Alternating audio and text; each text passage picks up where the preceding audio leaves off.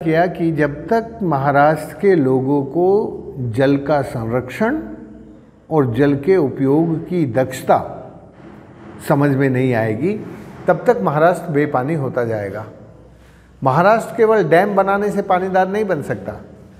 महाराष्ट्र को जल का संरक्षण सामुदायिक विकेंद्रित विधि से प्रबंधन करने की ज़रूरत है और अनुशासित होकर उपयोग करना, जल के उपयोग की दक्षता बढ़ाना, ये दो काम इस वक्त महाराष्ट्र सरकार को करने ज़रूरी हैं। और इन दोनों कामों की जो समझ है वो जल साक्षरता से और चला जानुया नदी का कार्यक्रम से बढ़ेगी।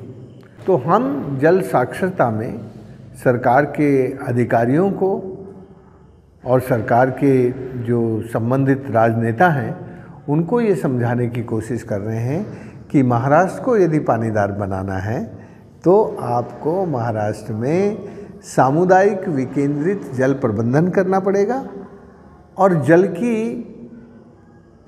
एक नीति बनानी पड़ेगी। लेकिन आजकल सरकारों ने उद्योगों को पहले नंबर पे दे दिया। अभी आप जानते हैं सोलापुर का उजनी डैम उद्योगों के लिए सारा पानी जब चाहे जब उठा लेते हैं, उसको प्रदूषित कर देते हैं।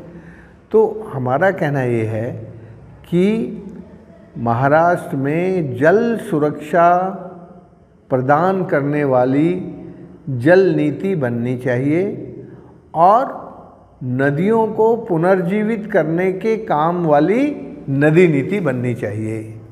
इस चेतना के काम के लिए महाराष्ट्र में ये जो दो अभियान हैं, जल साक्षरता और चला जानुया नदी का कार्यक्रम चल रहे हैं। लोकशाही मराठी ऐका, पहा, जागरूक रहा।